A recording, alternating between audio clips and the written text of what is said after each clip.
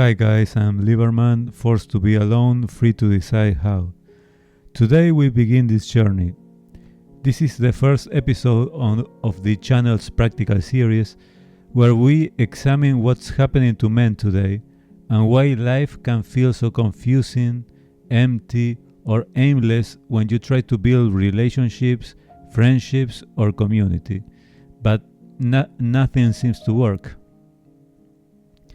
And we will answer one of the deepest questions men ask today. Why can't I find people like me? Why is it so hard to find good friends, good partners, or simply individuals who understand you? So let's explore. Today I would like to address what I call the proportion problem. Throughout your life, you have probably noticed something. Most people you meet don't feel compatible. Sometimes you feel like you are the one giving more, you are the one being responsible, you are the one thinking long term, you are the one trying to build something real. Meanwhile, others seem childish, indifferent, selfish, or simply out of sync with you. But why? It's not just bad luck. It's not that you haven't tried enough. It's not because you are antisocial. It's mathematical reality. There is a theme that is important to address when it comes to the population distribution, the worldwide population distribution. And here we are going to find that not everyone is alike. So human personality, maturity, and empathy are not evenly distributed. A rough but realistic segmentation looks like this. For the group of people that are emotionally mature and empathic, it's around a 10 to 15% of global population. This is the people who is capable of reciprocity, depth, and responsibility. Yes, 10 to 15% of. Then there are people who are immature, but that is functional in the society. That is self-centered, inconsistent, emotionally underdeveloped, and this is more than half of the global population, between 50 to 60%, the vast majority. And then there is a quarter to a third of global population, roughly, that is immature and dysfunctional in society. There is people who is chaotic, harmful, unable to sustain cooperation. This alone explains most of the frustration people experience. If only 10 to 15% of the population has the emotional, moral, and psychological maturity necessary to form healthy reciprocal relationships, then finding compatible people is statistically difficult.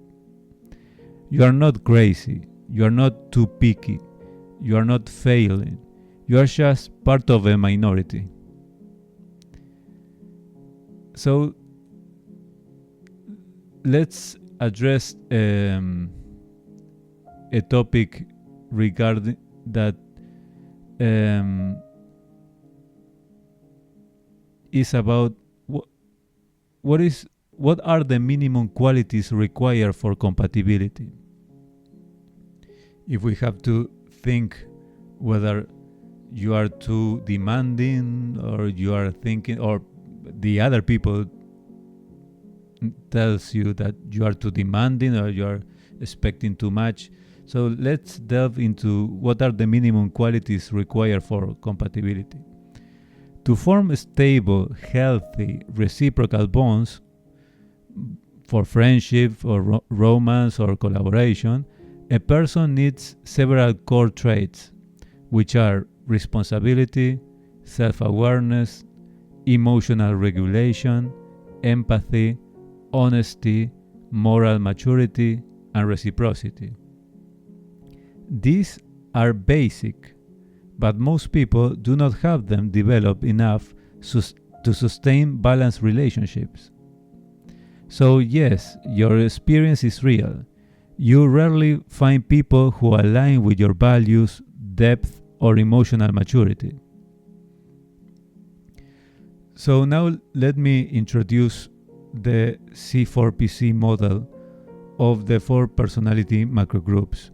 In case I will summarize it now, but in case you are new to the channel, please go check the playlist about knowing yourself to start the self-knowledge process, in which I develop comprehensively about this personality model, and that is key to understand all the content for the analysis of the videos of all videos of this channel. But roughly speaking, to understand compatibility better, we will use the C4PC model that stands for Comprehensive 4 Personality Cluster Classification, which is a model I developed by combining the MBTI, the Big Five, and Ken Wilber's Integral Quadrants model. So these 4 macro groups or clusters are the group number 1 or cluster number 1 is the internal rationals, which this group is comprised of 4 subtypes of personality from the MBTI, which are the INTJs, the INTP, the ISTJs, and the ISTPs. These people are analytical, introspective, and independent. Then the second macro group or cluster are the internal emotionals, which are comprised of the INFP, INFJs, ISFP, and ENFP. These people are deep, idealistic, and sensitive. I'm going fast because I have developed comprehensively in the playlist. Then the third group is the external rationals, which are comprised of the ENTJs, ESTJs, ESTP, and ENTP, which are action-focused and decisive. And finally, the fourth large group that are the external emotionals, which are comprised of ENFJ, ESFJs, ISFJ, and ESFP, which are social, communal, and relational. So we will briefly see how each group is affected by this proportion problem. Let's see who suffers the most. Let's start with the internal emotionals. This is the group that suffer the most. And why? Because they crave depth plus authenticity. Yet only 10 to 50% of the global population is capable of giving that. So they feel misunderstood, alone, and invisible. Then the internal rationals are also heavily affected because they prioritize logic, autonomy, depth of thought. But most people operate emotionally or superficially.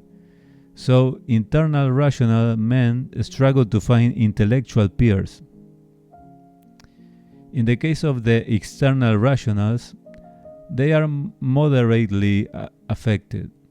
They can integrate socially, but still feels others are inefficient, lazy, or unfocused. Their main frustration is that they carry all the weight. And finally, the external emotionals. These are the least affected by the proportion problem because they can bond with many at any time, any moment. They are adaptable and they enjoy socializing even when others aren't deeply compatible because they need that constant interaction for feeling energized. They build community more easily. So let's see what is the result of this social fragmentation. Because emotionally mature and compatible people are a minority, what happens? Well, it happens that friendships feel rare, dating is nearly impossible, community feels unavailable, and people feel emotionally isolated even in crowds. This is one of the biggest problems of modern life. High connectivity but low intimacy. You can talk to thousands online and still feel alone. So why now? Let's have a look to the historical context in which we are living. In previous generations, people formed relationships mainly out of proximity, necessity, tradition, lack of choice. That created forced compatibility. But today we have high mobility and technology that creates unlimited options. Today there are no social pressure to commit in relationships. Today we have individualism replacing community, especially in Western countries. Today people avoid responsibility and emotional immaturity is normalized. As a result of all this, people choose pleasure over responsibility and independence over cooperation. This accelerates the proportion problem. So, what are the consequences of this proportion problem? Well, an increase in loneliness, difficulty forming families, no emotional support, excessive self-reliance, distrust of other people, meaning collapse, and a rise in depression and anxiety. So, studies show loneliness is now a greater mortality risk than obesity or smoking. So, why are you the one giving more? If you belong to the minority of emotionally mature men, you follow through, you care, you try to fix things, you give structure to chaos, you carry responsibility, you seek reciprocal connection in general. Meanwhile, others avoid responsibility, expect things to be easy, lack emotional capacity, and take advantage, consciously or not. This creates asymmetric relationships. You give more, they take more, and you end up burned out. So I will share below some scientific basis from research if you want to have a look and dive deeper into this topic. So all these support the idea that people vary widely in moral, emotional, and cognitive development. Only a minority reach mature stages. This is not ideology, it's psychology. And what can you do? Let's analyze this situation of the proportion problem by filter by personality clusters, following the C4PC model. So the internal rationals seek small circles of intellectual alignment. So they function well in STEM kind of jobs. They have deep hobbies, niche online forums. So focus on skill development. Try to develop a new skill and focus on selective bonding, not allowing any people to be part of your closest circle. In the case of the internal emotionals, they like and need deep one-to-one bonds.